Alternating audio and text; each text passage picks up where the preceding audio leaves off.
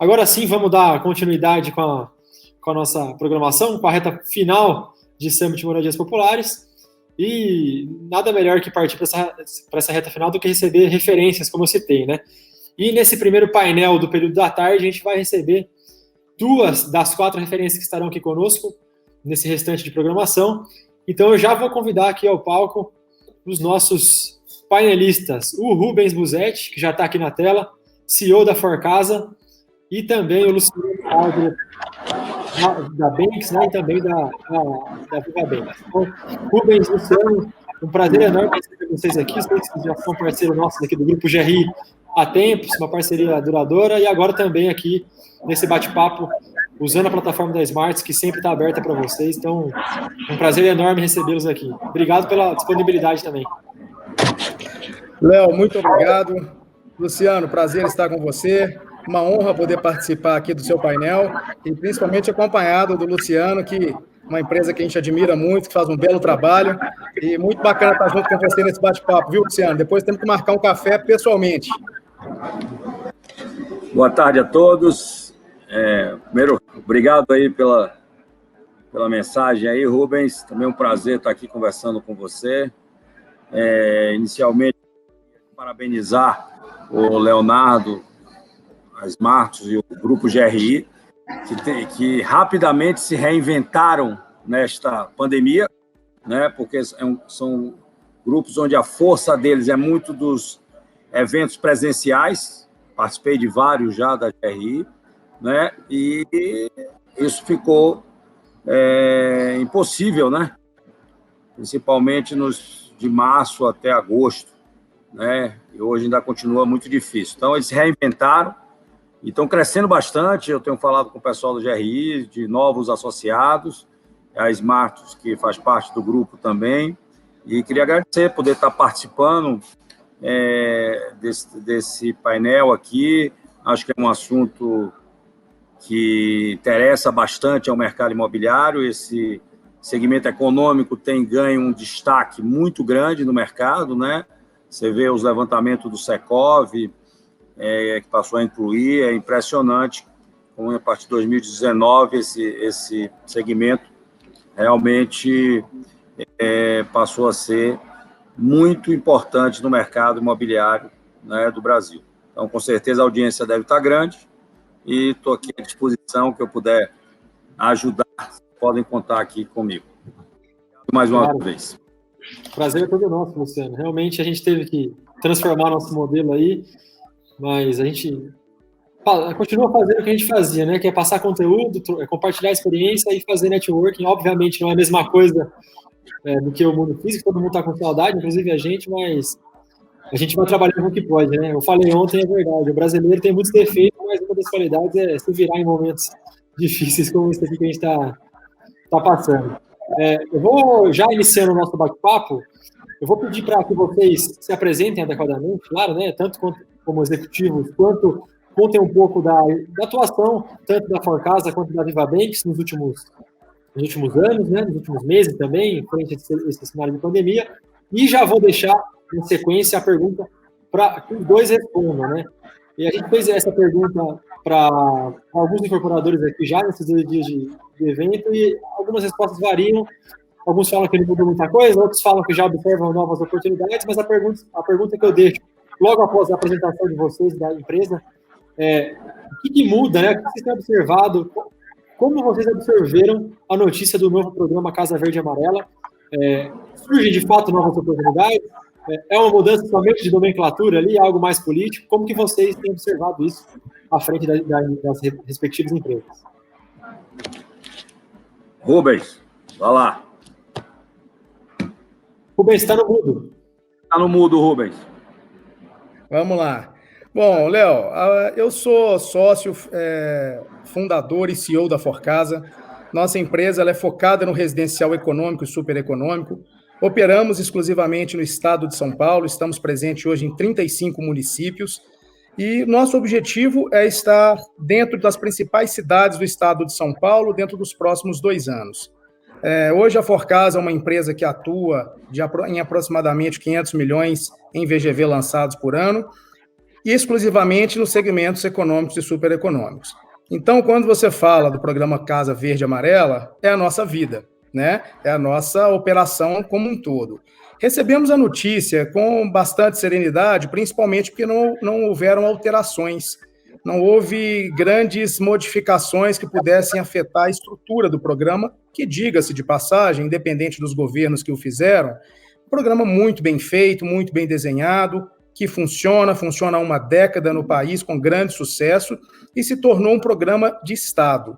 Isso nos tranquiliza muito em posicionar a nossa companhia em cima de um programa governamental, que hoje já é um programa do país. Então, nos dá essa tranquilidade para desenvolver o nosso trabalho e crescer a nossa empresa com base nesse programa. O mais importante é que parece que não tiveram muitas mudanças, mas pequenas coisas sim fazem diferença. A própria retomada das obras paradas em faixa 1, isso vai beneficiar muitas empresas no país atualmente, são milhares de unidades interrompidas que agora retomam suas obras e beneficiam novas famílias.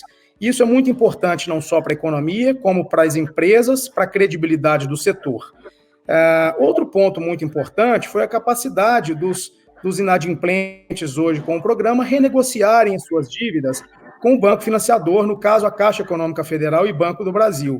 Isso permite e evita com que os bancos tenham que retomar imóveis e virar um concorrente das empresas, porque na medida que ele retoma, ele precisa leiloar, e se ele está vendendo, concorre conosco.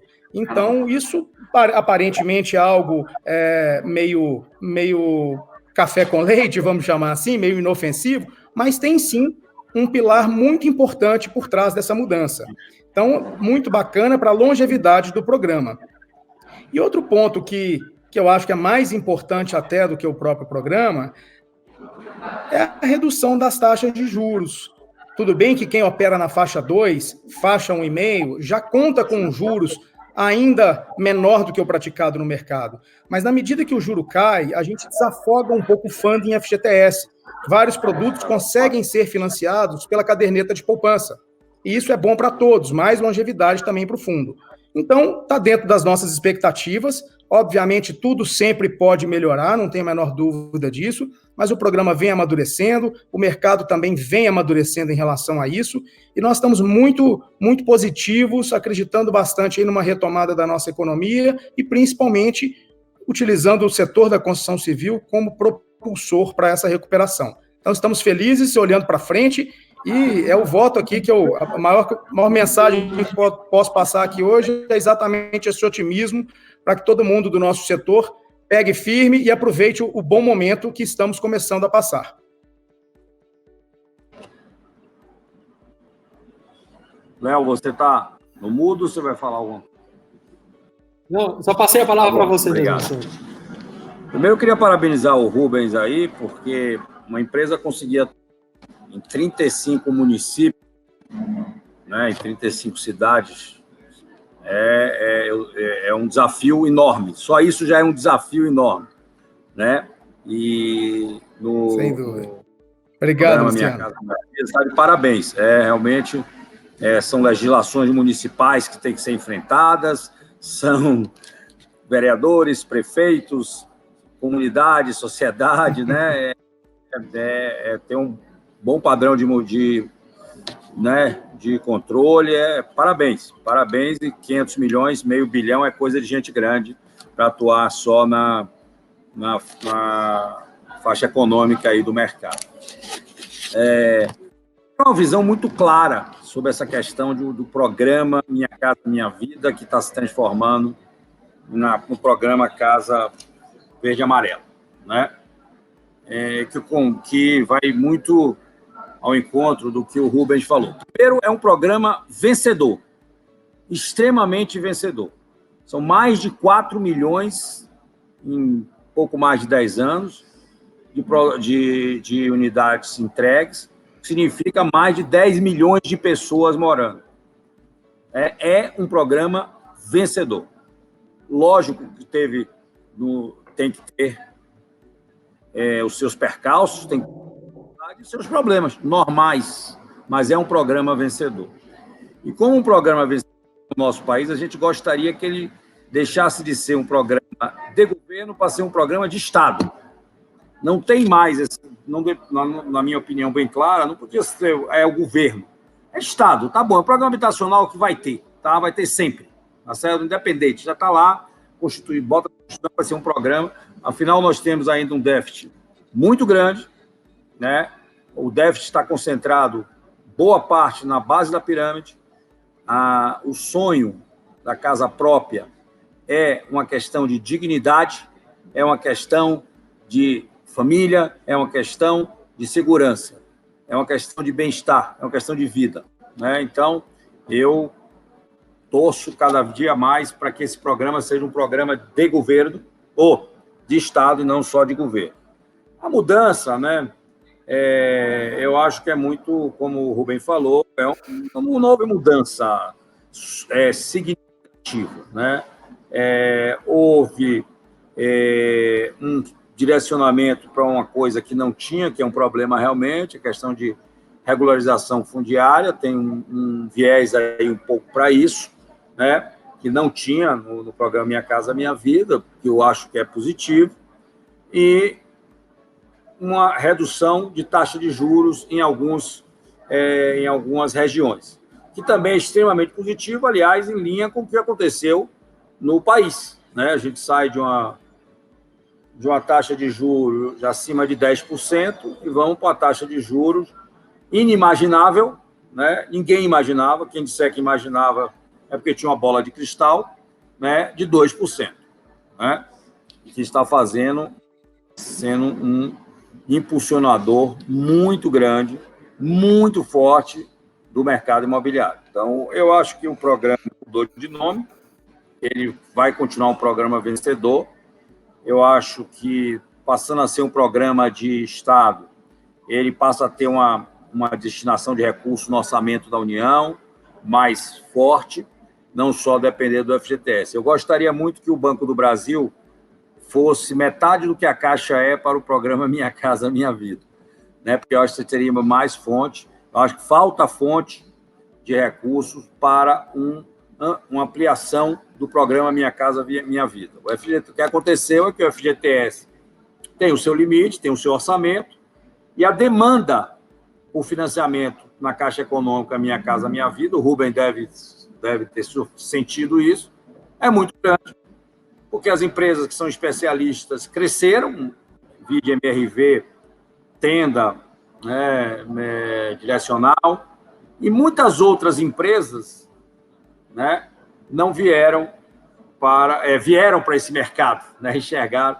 né, esse mercado, própria Banks, criando essa plataforma Viva Banks. Depois eu vou ter a oportunidade de falar um pouco, né? Então, eu acho que é um programa, acima de tudo, vencedor, que temos que apoiar e incentivar, que traz a realização, bem-estar de família. Desculpe não ter me apresentado, né? Eu sou hoje sócio-diretor da Banks. A Banks é uma incorporadora do Grupo Bueno Neto, que tem 45 anos de existência no mercado. Sempre atuou mais voltado para o médio alto padrão, e enxergou, há 4 anos atrás, uma oportunidade, uma reinvenção de atuar nesse segmento econômico. Depois eu vou poder contar um pouco, né? E essa plataforma Viva Banks. Nós somos, esse ano, vai ser o melhor ano da história do grupo, de 45 anos. Nós devemos alcançar um lançamento aí de VGV de lançamento em torno de 1.600 a 1.700, né? Esse ano a gente se tornou uma empresa grande, né?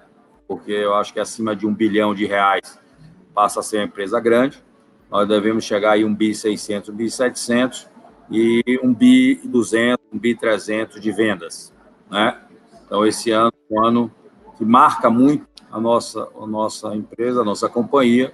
Será o melhor ano, não só de lançamento, como também de venda da história de 45 anos.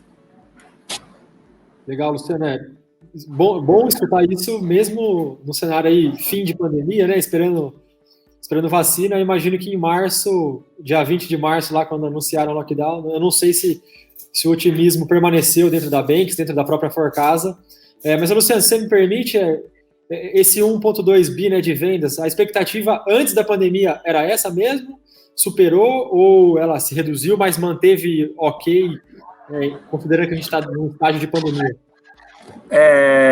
Eu digo que o mercado imobiliário, como toda a economia mundial, a partir de março, abril, foram meses, fevereiro, março, abril, fevereiro para alguns países do hemisfério norte, foram meses de pânico, de falta de conhecimento do que fazer, do como vai ser o dia de amanhã, né?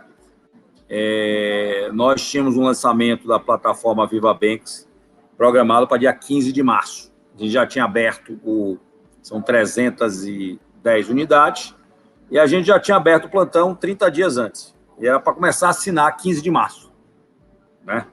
Tinha temperatura para assinar a partir de 15 de março.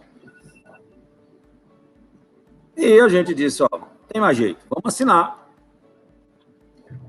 A expectativa era assinar 200 apartamentos em 15 dias, porque tinha temperatura, e nós assinamos 100 apartamentos. Foi extraordinário, né? Hoje nós estamos com 300 unidades assinadas, né? E, sem dúvida, pé no freio total, que vai ser, ninguém sabe.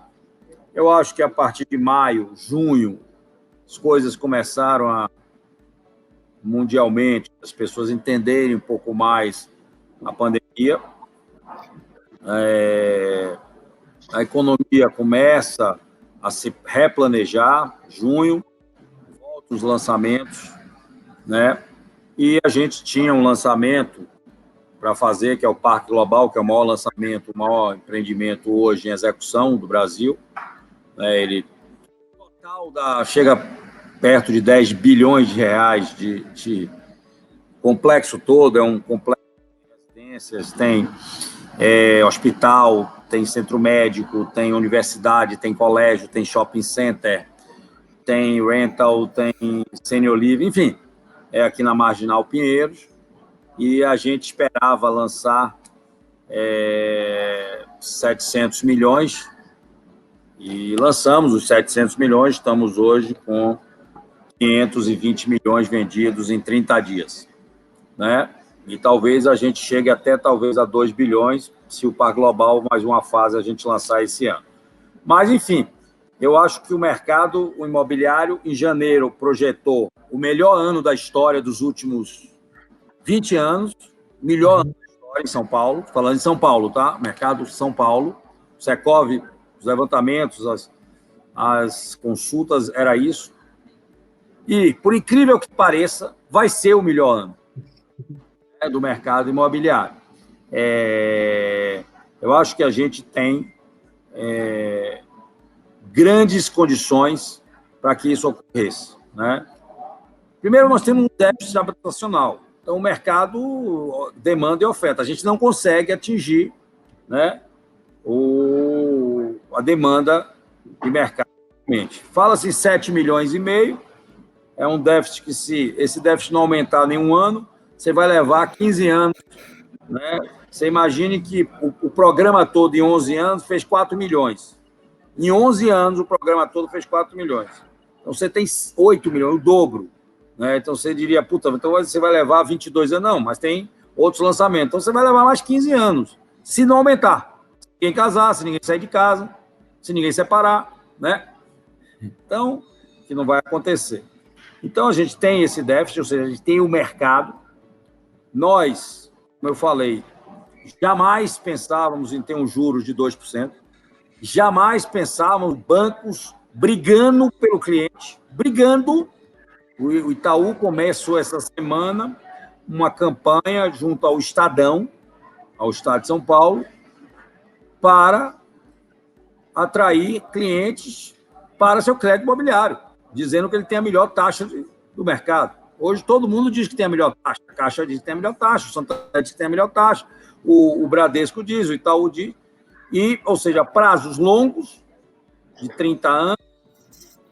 Eu sou do tempo que o banco não financiava a pessoa física. Eu peguei esse tempo na incorporação, né? Ele financiava a empresa em 5 anos pós-chave, mas não financiava a pessoa física. Você veja o que é. Olha que mudança, isso na década de 90. Né? E, então, os bancos hoje têm 30 anos de financiamento, ou 35 às vezes, com taxa de juros de 6%. E isso criou um mercado imenso, né? Porque cada ponto que cai na taxa de juros de financiamento de crédito imobiliário é exponencial, né? Então, essa outra condição de mercado, né? Para os adquirentes jamais previsto. A gente tem uma coisa que preocupa, né? Para mim, no meu ponto de vista, que é a questão do desemprego, né? Que isso, sem dúvida, também um fator importante para o mercado imobiliário, mas espero que continue. O mercado de desemprego tem aumentado, saiu de 12% para 14%, é significativo, poderá crescer um pouco mais, mas a gente já vê uma reação no varejo, por exemplo. Hoje eu li o relatório da Multiplan sobre o trimestre, que é a líder de mercado, um dos líderes de mercado imobiliário do varejo, né, de shopping center. Você já vê shopping funcionando a 80% do que era, né? Então, você já vê a retomada de economia também muito mais esperada. Muito mais do que qualquer um esperava. Então, eu acho que o desemprego também não vai acontecer. A gente tem aí a outro objeto de preocupação bastante grande, que é o assunto fiscal, né? Que as reformas. Temos que torcer que a gente não faça nenhuma bobagem do ponto de vista fiscal e que o legislativo, eu aposto nisso, realmente encampe essa questão das reformas. Acho que aí a gente teremos um ano de 2021 também excelente, tá? Essa é a minha perspectiva. E então eu acho que todo o mercado imobiliário de São Paulo se preparou em 2019 para ter um 2020 espetacular, nós também, e estamos tendo um 2020 espetacular, tá? Então, agora, dentro da pandemia, isso é um negócio, uma surpresa, isso é uma resiliência, isso é uma capacidade de empreender muito forte e de um mercado que existe muito forte aí. Legal, legal. Antes de continuar o debate, né, e seguir com as perguntas que já estão chegando da audiência, algumas que a gente preparou para vocês. Rubens, também, na Forcasa, o cenário foi esse? Se prepararam para o 2020 espetacular e tem sido? Nos preparamos para um período espetacular, com uma freada em março, né, Léo? Como você bem disse, acho que isso pegou todo mundo de surpresa em nível mundial. Como todo mundo, nós também pisamos no freio, deixamos alguns lançamentos de fora, e depois nós sentimos confiança na retomada do mercado e na não paralisação do sistema. O que eu chamo de sistema o cliente continuou indo às nossas lojas, nós estamos presentes no interior, continua acessando os nossos canais digitais, o banco continua medindo as obras que continuaram sendo executadas sem interrupção, o banco continua pagando as medições. Então, nós entendemos que essa normalidade não foi deturpada e tomamos novamente segurança para voltar a investir e voltar a lançar. Especificamente a Forcasa, nós temos um cuidado muito especial, acredito que muitas empresas tenham também, mas uma preocupação muito grande que nós temos é com a qualidade de tudo que fazemos. Então, nós optamos por ser uma empresa um pouco mais conservadora no sentido da política de descontos, do volume de vendas. Entendo que muitas empresas estocadas aproveitaram aí o Covid-19 para liquidar estoque, e ok, é uma estratégia legítima. Nossa empresa nunca, nos últimos 10 anos, nós nunca tivemos uma unidade pronta sequer em nosso estoque. Nós sempre terminamos de fazer as obras com 100% vendido. Então, uma empresa que opera com estoque muito baixo, fazia muito pouco sentido ter uma política agressiva de descontos ou uma política de aprovação de crédito pró-soluto para o cliente pouco rigorosa. Nós fizemos algumas promoções também, mas entendemos que a preservação da margem para a gente é mais importante neste momento do que um recorde de volume de vendas. Nossos produtos hoje estão bem localizados, estão bem posicionados, nós temos bastante confiança no tabuleiro de negócio que temos na rua, Então, nós fizemos um excelente ano do ponto de vista de produção, do ponto de vista de aquisição de land bank, do ponto de vista de vendas e repasse, também tem sido um bom ano, e estamos muito felizes, mas principalmente com a não necessidade, quer dizer, com o pulso firme que tivemos de encarar muitas vezes os colegas do mercado liquidando os seus imóveis e criando condições de financiamento direto para o cliente bastante ou para lá de agressivas, onde muitas vezes mais do que o lucro da incorporadora estava na mão do cliente. Nós optamos por não seguir por esse caminho e manter aquilo que a gente sempre fez, que foi o nosso preço real, o preço da nossa mercadoria é essa, e temos conseguido realizar as vendas na qualidade que a gente gosta de fazer. A gente não quer esquecer, e se eu puder aqui fazer alguma recomendação, não esquecer de que a humanidade vai vencer o vírus, a pandemia vai acabar. Depois que a pandemia passar, você tem que se entender com esse cliente, você tem que receber dele o dinheiro, você tem que entregar um imóvel para ele, e nós estamos num meio bastante instável ainda, do ponto de vista de fornecimento de insumos, acréscimo no custo dos materiais, o INCC disparando. Então, ter uma política de preço agressiva agora me parece bastante arriscado, é uma estratégia bastante arrojada, e nós optamos por manter o nosso pé no chão. A gente faz conta todos os dias, de manhã, de tarde e de noite, exatamente para sabermos se estamos no caminho certo. Desse ponto, estamos... Opa, deu uma travadinha aqui no Rubens, vamos ver se ele volta, senão a gente vai continuando aqui enquanto ele restabelece a conexão. Vou dar mais um segundinho, senão eu já vou passar uma pergunta da audiência que surgiu para o Luciano. Luciano, acho que a gente pode ir continuando. Você levantou, enquanto o Rubens não volta a conexão, né? Esses são ossos do ofício ao se realizar eventos online, né? Mas, ok, vamos lá. Vamos lá? Você levantou a bola, inclusive, parece que você combinou com o Lucas Formenton, que está acompanhando a gente, porque você levantou a bola da questão da taxa de juros, mas ele já havia perguntado exatamente isso, Luciano. A questão dele é a seguinte: com as taxas de juros diminuindo em bancos privados, vocês enxergam um futuro em que teremos a opção de escolher atender nossos clientes junto a outras instituições? Imagino que ele esteja falando da Caixa, né?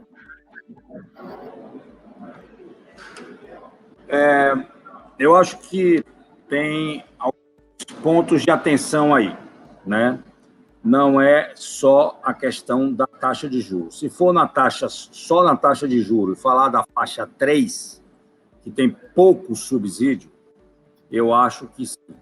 Mas as diferenças não são só não seria na taxa de juros, são no repasse na planta, né? Eu acho que os bancos privados estão pensando bastante, pelo que a gente tem com o Itaú, com o Bradesco e com o Santander, tem pensado realmente em fazer repasse na planta, mas não conseguiram ainda definir esse caminho lá dentro, né? Essas são as últimas. Recentemente tive conversas com o Itaú e o Bradesco sobre isso, né? E a outra questão é o subsídio, que principalmente na faixa 1,5 e 2 é significativo, na faixa 3 é muito pequeno, e logicamente isso só com o programa Minha Casa Minha Vida, o programa Casa Verde e Amarela e a Caixa Econômica, né? Mas em termos específicos de taxa de juros, você já tem hoje taxas de juros bastante similar, né, em bancos privados em relação à Caixa Econômica. Falando da faixa 3, especificamente da faixa 3, São Paulo, né, são bastante similares. Agora, tem essas duas coisas aí, né, a questão do repasse na planta, né, que é fundamental para a estrutura de viabilidade, a estrutura de planejamento do Minha Casa Minha Vida, do Casa Amarela, desse tipo de econômico, e a questão do subsídio, principalmente na faixa 1,5 e na faixa 2, que tem um peso significativo para o cliente. Perfeito. Rubens voltou agora? Dá uma caída aí, Rubens. Acontece. Internet, Léo, desculpem. Não, Rubens, acho que você pode concluir o que você estava falando, e na sequência eu vou estender a pergunta do Lucas também a você, que é em relação a termos também a opção de bancos privados, né, competindo com taxas similares à Caixa. O Luciano antecipou que enquanto você voltava, que na faixa 3 isso já tem acontecido, você que atua também no super econômico, né? Você mencionou no começo, como que você tem visto isso, logicamente, complementando a sua última resposta quando você deu uma travada aí? Ô, Léo, eu acho que o Luciano está certo, eu concordo com ele. Hoje nós operamos exclusivamente com a Caixa Econômica e te afirmo aqui que a Caixa opera muito bem, atende muito bem ao segmento. A Forcasa hoje é muito bem atendida, eu não teria nenhum tipo de reclamação a fazer, muito pelo contrário, eu elogio muito a eficiência deles, do tamanho que é a empresa, da capilaridade que possui e de como fomenta o nosso setor. Então, a Caixa Econômica está de parabéns nesse sentido. Eu acho que é um caminho natural quando a gente começa a flertar com taxas de juros tão baixas, como a gente tem feito atualmente, que surjam outros fundings. Não é possível que nós vamos com uma taxa de juros a 2%, que nós não vamos encontrar alguém querendo emprestar a 3, 3,5% com garantia real. Então, isso vai acontecer em algum momento, faz parte do amadurecimento do mercado. A gente não tem visto, o nosso setor ele não é o setor mais conhecido por grandes inovações, mas ele começa a passar por um processo de ebulição que vai despejar aí agora, no futuro próximo, reinvenções de cada etapa do nosso processo. A gente tem visto hoje na digitalização dos canteiros, a gente tem visto hoje nos métodos construtivos, isso vai chegar também na modalidade de financiamento. Então, eu espero que em algum momento nós tenhamos mais alternativas, nós e os clientes, e oportunidades de funding para financiar o mercado imobiliário. Acredito que esse é um caminho sem volta. Legal. Inclusive, desculpa complementar aqui, mas inclusive via mercado de capitais, vocês têm observado ou ainda vocês não estão tão próximo de um avanço, de um salto desse tamanho? Léo, o mercado de capitais, sem dúvida nenhuma, é um grande formato de financiamento do crescimento das companhias. Né? Quando a gente enxerga novas formas de funding, me refiro também a financiamento dos clientes, não só das obras, das companhias e dos clientes. Hoje, a forma de crescimento das empresas, a capitalização das empresas para crescer, isso hoje já temos uma gama de alternativas e cada empresa, no seu devido momento ou no seu propósito, consegue hoje acessar esse capital de uma forma muito mais democrática do que já foi. Então, isso é muito bom para o nosso setor, um setor muito capitalizado. São mais de 15 mil empresas que operam no setor da construção civil hoje no país. Então, isso motiva muito, tem muito espaço para crescer. Não é um mercado hoje dominado por poucas empresas. Existem muitas empresas boas, grandes de fato, mas que pegam uma fatia pequena, relativamente pequena do mercado. Então, tem espaço para todo mundo, e quando tem espaço para todo mundo, há espaço para reinvenção, há espaço para tecnologia, há espaço para alternativas que virão no futuro. Não só do ponto de vista de financiamento, mas como do ponto de vista de gestão, de operação, de produto, de uma série de outras coisas. Legal, perfeito. Bom, vamos avançar com o debate. Luciano, você até comentou do VivaBank, desculpa a pronúncia errada aqui, nos lançamentos da VivaBank disponíveis no site, a incorporadora afirma que, exatamente com essas palavras, se me corrija se eu estiver errado, né, que viver bem não custa muito, lazer não é privilégio e estar bem localizado não é para poucos. Gostaria que você explicasse um pouco para quem está acompanhando a gente como funciona essa proposta da VivaBank, no segmento de baixa renda, que me parece ser desafiador, né? Essa foi... Voltar lá 2017, mercado imobiliário bastante negativo, né? Extratos, juros altos, enfim, condicionantes muito ruins para o nosso mercado imobiliário. E a gente enxergou que a demanda para o econômico era maior que tinha, continua sendo, né, a base da pirâmide, e que tinha uma fonte de financiamento ainda com juros mais baixos, que era o programa Minha Casa Minha Vida. Né? Então, a gente disse, como é que a gente vai entrar no mercado? Muitos players fortes, de excelente qualidade, falei da MRV, Rubens, me permita, eu não vou falar da Forcasa, porque é São Paulo só que eu estou falando, tá? Mas com certeza você é por atuar em 35 municípios. Então, você vem a MRV, que já estava chegando a São Paulo, você tem a Tenda, Direcional, Plano e Plano, enfim, empresas muito boas, né? Empresas capitalizadas, né? e como é que a gente vai se diferenciar nesse mercado. Então, a gente procurou focar no cliente, no morador, cliente morador. O que é que este morador, que este perfil de cliente compra este apartamento, é a vida desse cara, né? Então, a vida dele, muito trabalho, ele é um trabalhador, geralmente, né? De renda entre 3 e 5 mil. Então, geralmente, que gasta muito tempo para chegar em casa, no trajeto casa-trabalho, trabalho-casa, em São Paulo, né? Trânsito, né? Intenso. Muitas vezes pega 2 transportes ou 3, mesmo de carro é longe. E o fim de semana desse cara, né? O fim de semana desse cara, né? A qualidade de vida do filho dele, da mulher dele, né? E a gente focou nisso aí, né? Focar nisso aí, para a gente ter produto imobiliário diferenciado, pensar fora da caixa. Só, tamanho não dá, porque tamanho, na hora que você bota o tamanho, a questão do custo não enquadra e tal. A primeira coisa que a gente pensou foi a localização. Vamos definir um raio de localização, definimos 13 bairros, por uma série de pesquisas, uma série de análises. Então, a primeira coisa é a gente vai trazer essas pessoas mais perto, né? Tipo uma inclusão, mais ou menos. Então, vamos tirar da periferia e trazer para o centro. Então, foi essa a primeiro passo aí para a montagem da plataforma Viva Banks. Segundo, então, o fim de semana do cara tem que ser de lazer. O que é que tem no de lazer, geralmente? Será que as pessoas... Tá. Vamos ver como é que a gente se diferencia nisso. Então, vamos começar a pesquisar, entender o que é que as pessoas querem fazer no fim de semana. Então, descobriu, por exemplo, que a churrasqueira, o churrasco do fim de semana desse cara é muito importante na vida dele, para a família e para os amigos. Isso é um prazer que dá muito para ele. E o que mais, né? Então, a gente foi... tem uma piscina, o filho dele, é um negócio também, tem um brinquedo, um lugar para brincar, e a gente foi, através disso aí, dizendo, tá bom, então identificamos, vamos melhorar, vamos botar amenities diferentes, e vamos chamar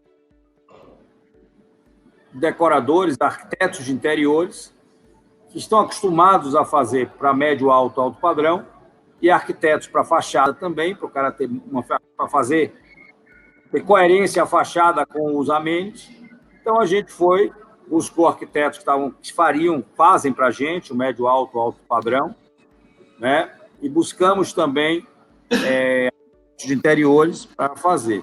E fomos evoluindo projeto a projeto. Nós estamos hoje no 18º Viva Banks, de 2017 para cá, né? Fomos evoluindo.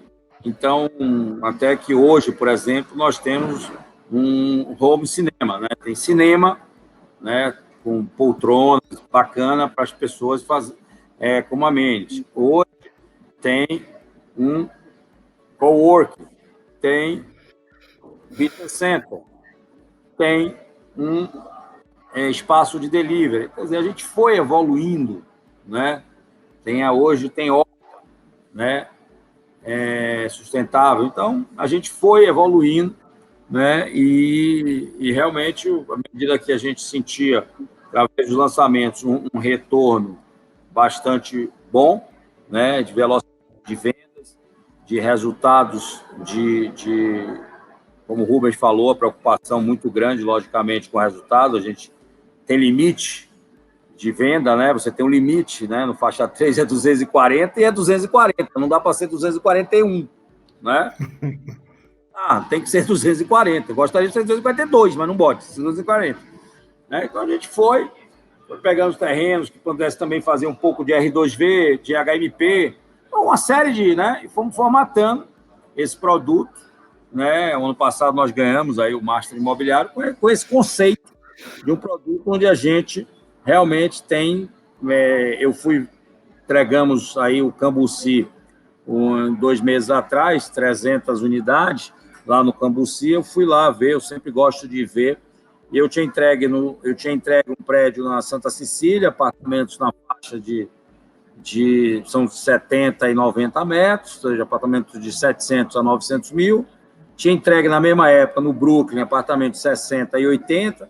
na faixa de 700, 900 mil e tinha entregue o Viva Banks Cambuci na faixa de 240 mil, né? 230, um preço médio.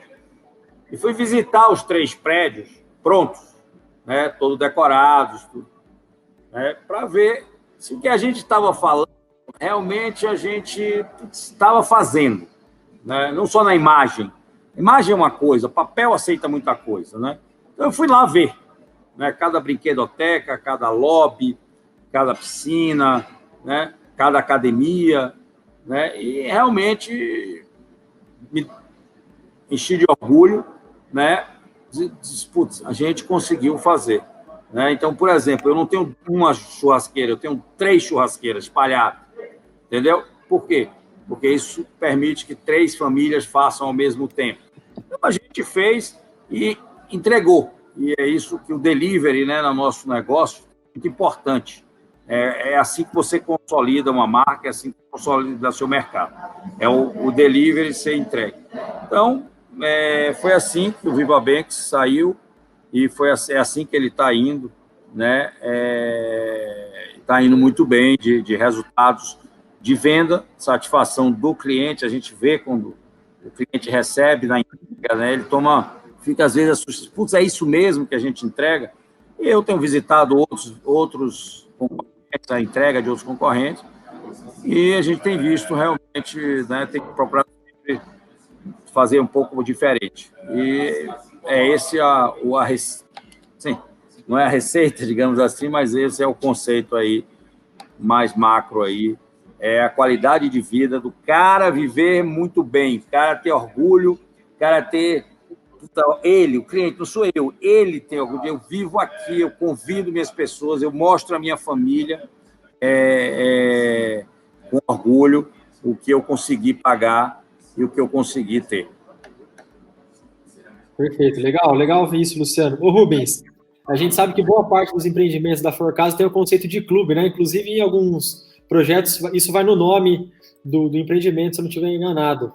Qual que é a ideia por trás desse conceito? A lógica é parecida com essa citada pelo Luciano da Viva Banks, em relação a poder oferecer opções de lazer, enfim, dar prioridade à opção de lazer dentro do empreendimento econômico? É mais ou menos a mesma lógica? Qual que é o objetivo do conceito?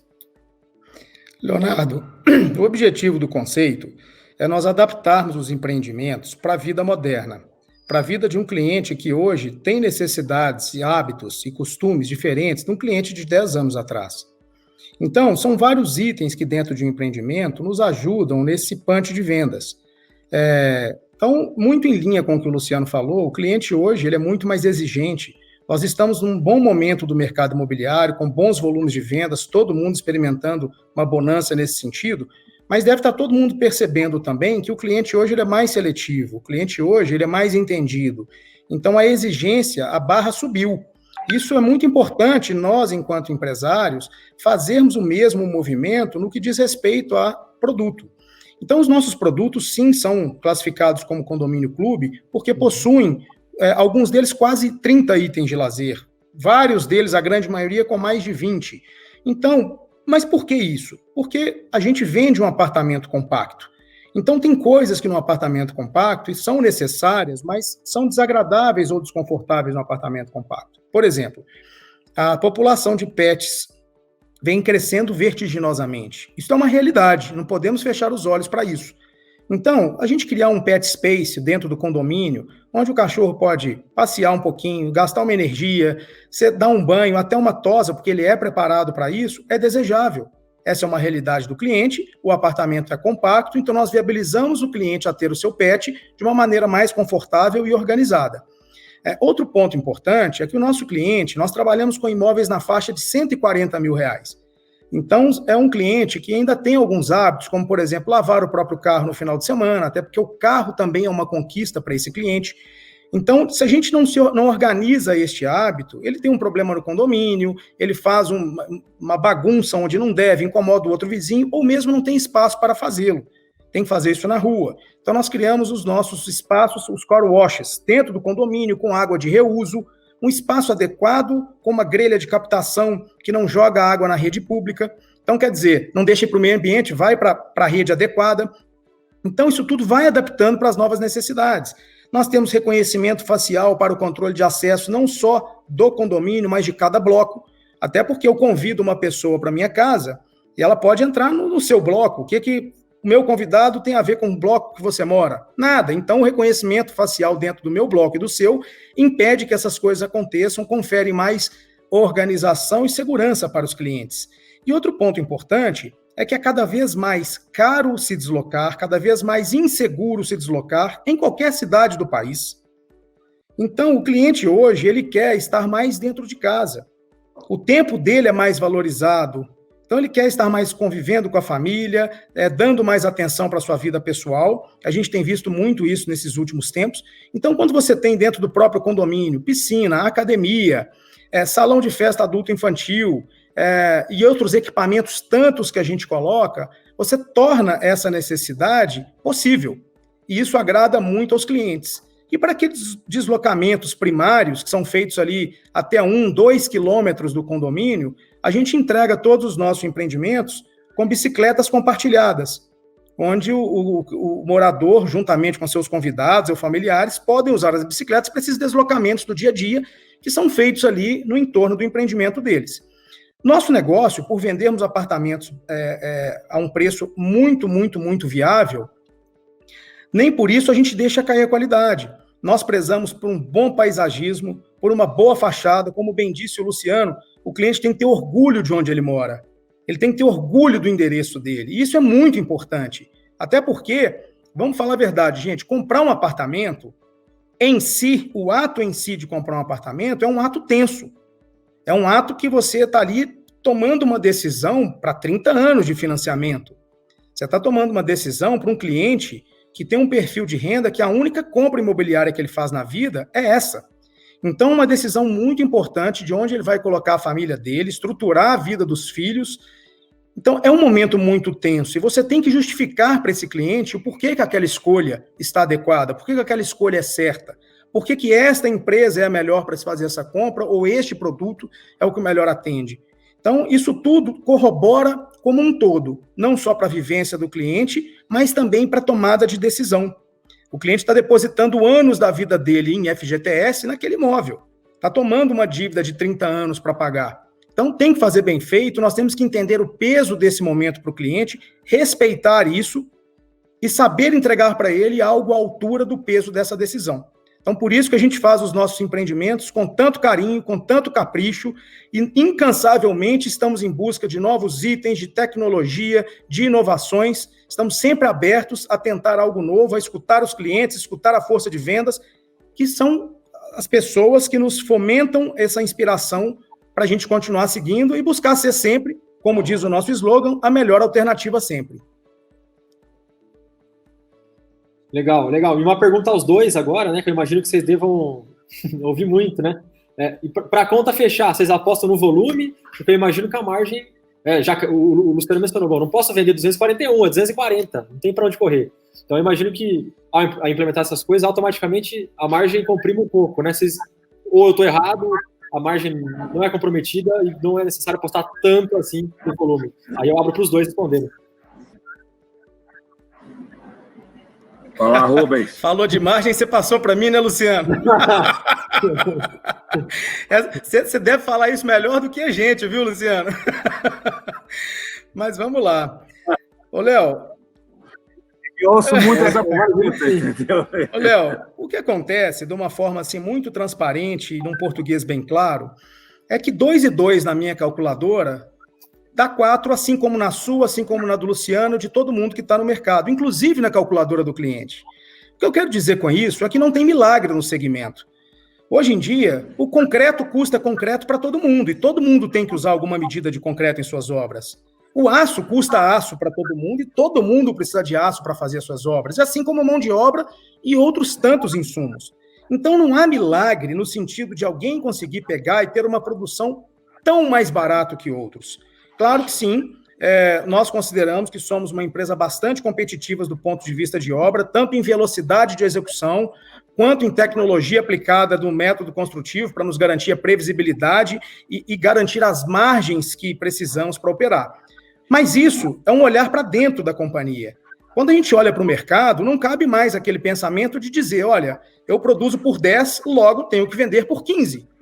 Não, hoje em dia a ótica é diferente. Você olha para o mercado e veja, estão pagando 12, se eu conseguir construir por menos que 12 para pagar os custos, impostos e dar lucro, posso me habilitar a este mercado. Caso não consiga, tem que buscar um outro setor para trabalhar.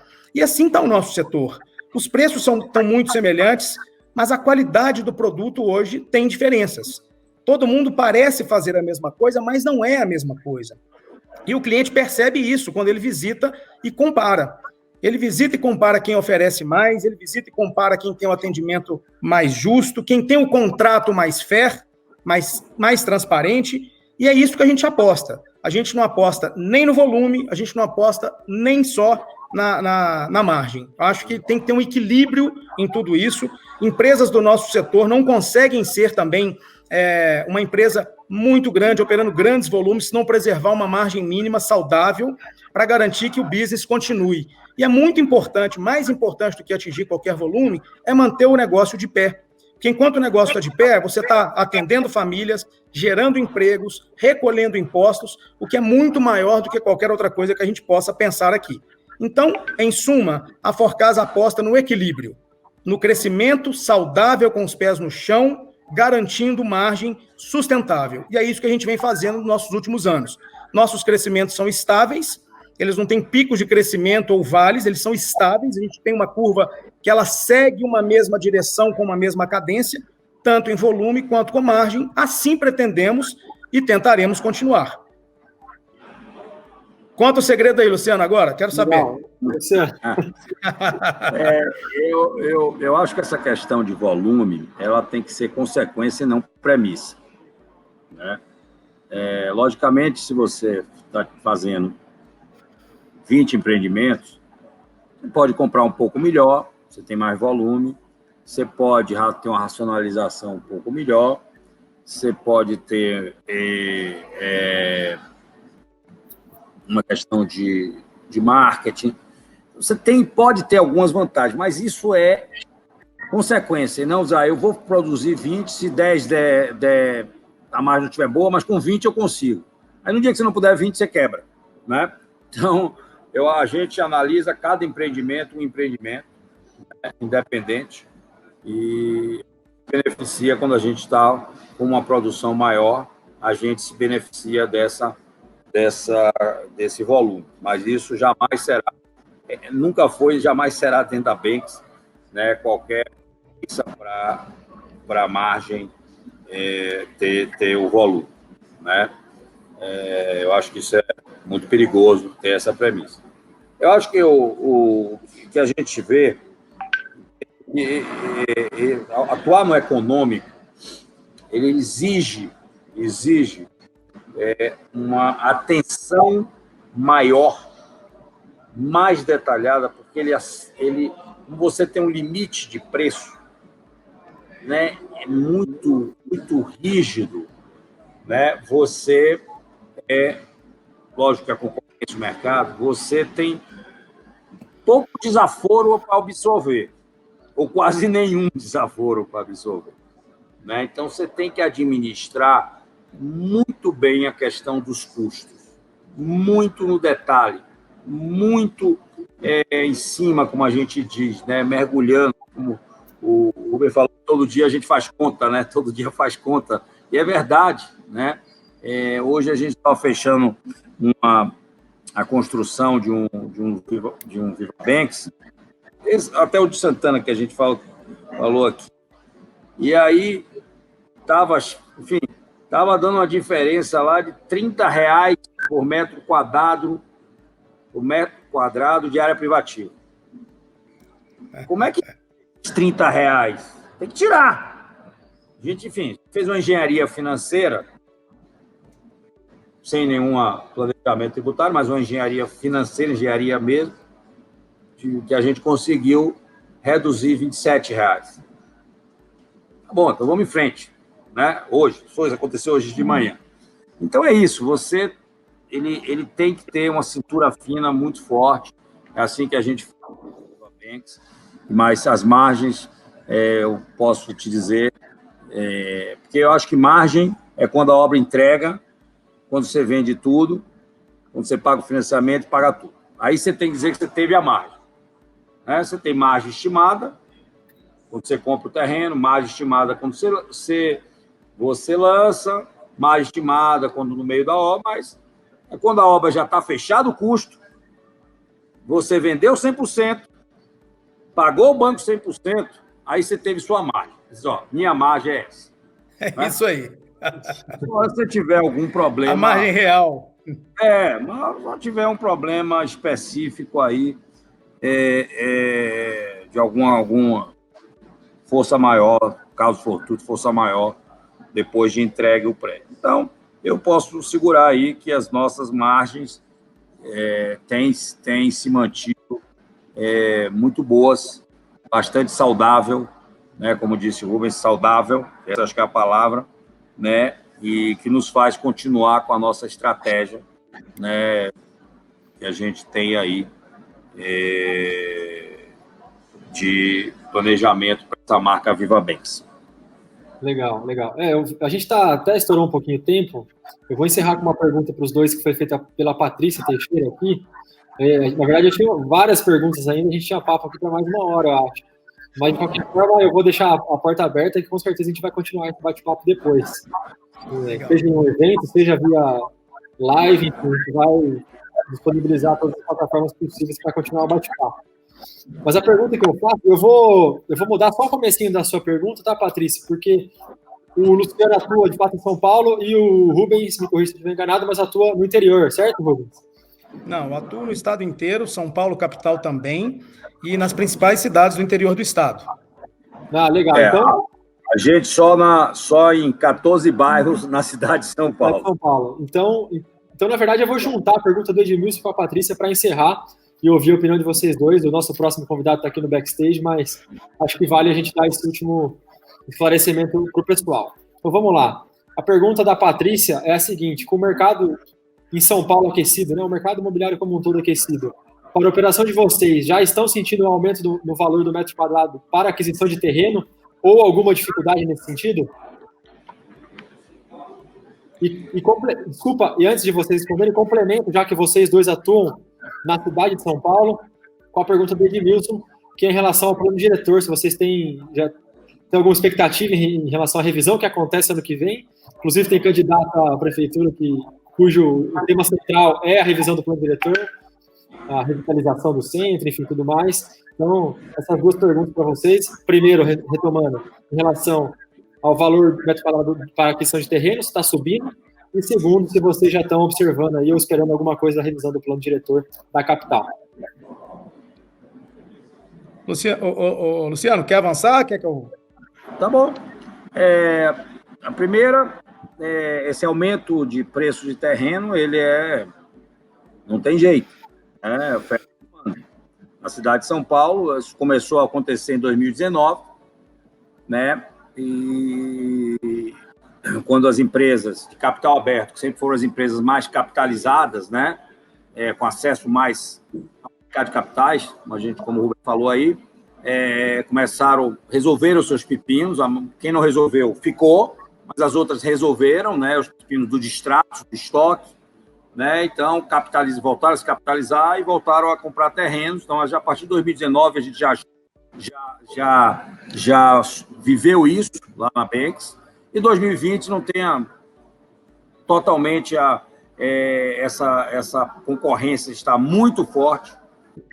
Ele perdeu um terreno que a gente tinha assinado, proposta do proprietário só assinado, não era para Viva Banks, mas era um terreno importante no Campo Belo, e o cliente chegou para meu gerente de negócio, recebi uma proposta de 4 milhões a mais, você cobre? Nossa conta aguentava 1 milhão a mais, só. Nós não somos de briga, não gostamos de conflito, poderia até criar um problema, e perdemos o terreno.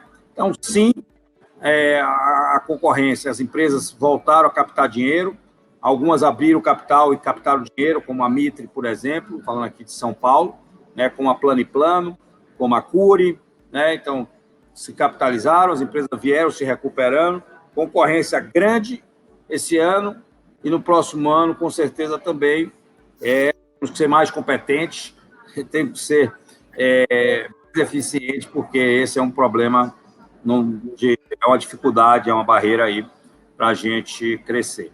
E o segundo assunto do plano diretor. Eu faço parte lá do Secov, do grupo de incorporadores, né, que cuidam de São Paulo, e a gente vinha trabalhando aí com o que a gente chamava de calibragem do plano diretor, que era alguns ajustes no plano diretor, foi prometido pelos últimos governos e não saiu. Né? Estamos terminando o ano, em véspera de eleição, mas a lei prevê a revisão do plano diretor em 2021. O Secov tem todo um trabalho para apresentar, que já era feito pela calibragem. Vamos enfrentar dificuldades, né? Existem correntes aí, com visões bastante radicais, mas é uma oportunidade, né, para a gente fazer alguns ajustes e não engessar, dizer ao empresário o que ele tem que fazer. Hoje há um engessamento dessa questão dos eixos, né, de unidade, número de vagas, NR, não residencial, loja, quer dizer, é uma coisa que a gente, na Secov, acha muito prejudicial ao desenvolvimento de São Paulo, né, que você dizer ao empresário padronizar que tipo de empreendimento ele pode fazer. Isso não é no econômico, né, é muito mais para o médio alto padrão. Mas a gente tem aí um decreto de HIS, que é o econômico, para sair, que tem alguns ajustes bons para serem feitos. Também tem há 2 anos prometido. A última informação essa semana que a gente teve na reunião do Secov, do Fernando Schupp, lá o secretário, que tem a possibilidade de sair até dezembro esse decreto específico de HIS, que interfere e faz alguns ajustes importantes aí no mercado de econômico, né? E o plano diretor, vamos ver aí quem vai ganhar a eleição, qual é a visão, né? Mas é mais uma oportunidade que a gente tem, São Paulo, para pensar em São Paulo como cidade, com suas dimensões enormes, mas que a gente possa repensar São Paulo aí, aproveitar mais essa oportunidade do ponto de vista urbanístico e que a gente consiga trazer, acho que, mudanças importantes que eu acho que o plano diretor merece. Legal, legal. E Rubens, para encerrar, sua visão? Ô, Léo, eu acho que o plano diretor é uma das ferramentas também bastante poderosas para aliviar um pouco da tensão sobre os preços. Você determinando uma concentração em uma determinada faixa de renda ou região do município ou corredores, você acaba orientando todos os empreendedores para os mesmos alvos. Então, eu acredito que se um plano diretor for um pouco mais democrático nesse sentido, apesar de esse ser um dos critérios à luz que o plano é feito, isso pode sim ter um efeito positivo, que aliviaria os preços. O bom momento do mercado imobiliário faz a gente enxergar a coisa também um pouco diferente. O que eu quero dizer com isso? O que aconteceu com o Luciano a respeito de uma proposta de 4 milhões, onde a conta fechava em 1, eu repito o que eu falei mais cedo. 2 e 2 tem que dar 4 em qualquer calculadora, o preço do insumo é o mesmo para todo mundo. Então alguém está fazendo conta errada. Eu arrisco a dizer que quem ofereceu 4 milhões a mais está fazendo conta errada. Então, nós já temos um histórico no mercado, vimos uma grande massa de capitalização das companhias entre os anos aí de 2005 e 2007, algumas até em 2009, e a gente viu o produto disso. Muita empresa fazendo muitos negócios, às vezes de forma irracional, pagando preços indevidos. Isso agitou o mercado no curto prazo, no médio prazo trouxe uma ressaquinha, esses terrenos foram devolvidos e o resto da história todo mundo conhece. Acredito que se nós não tomarmos cuidados, não formos cautelosos e responsáveis com as contas que fazemos, algumas empresas podem sim entrar em dificuldade e devolver vários terrenos para o mercado. A dinâmica no interior é um pouco diferente. A dinâmica do interior, você tem opções de terra, tem seus concorrentes também não é um mercado vazio, sem ninguém, excelentes concorrentes no interior e o mercado muito menos pujante. Então, o desafio é outro. Mas a gente continua operando, todo mundo sobre a mesma legislação, todo mundo sobre o mesmo programa Casa Verde e Amarela, trabalhando para o mesmo cliente com a mesma faixa de renda, então ninguém pode fazer uma conta tão diferente. A expectativa do proprietário, enquanto proprietário de um terreno, claro que é maximizar o valor do seu ativo, certo ele. Mas nosso papel é olhar isso com os olhos corretos, sem perder o pé do chão, sem se envolver com o calor do momento, fazendo negócios responsáveis, porque se o preço do terreno sobe, junto com o aço, junto com o concreto, com os demais insumos, e o preço do Minha Casa Minha Vida continua o mesmo, e a renda do cliente continua a mesma, não precisa de calculadora para saber que essa conta, em algum momento, não vai fechar. Então, minha opinião é que devemos continuar fazendo compras tal como sempre fizemos, sem se perder no calor do momento. Se tem algum concorrente fazendo propostas agressivas, a gente deixa levar. Tem uma bela frase que diz assim: quando seu concorrente está fazendo uma besteira, não interrompa. Deixa ele comprar. Deixa ele pagar 4 milhões a mais. Vamos ver depois o que a gente encontra no mercado. Então, acho que isso aí é um movimento cíclico e já vimos isso no passado. Acredito que não vai ser nada que vai sair do controle, não. Vai dar uma limpada no mercado e isso, no final do dia, no longo prazo, acaba sendo saudável também para aqueles que sabem operar.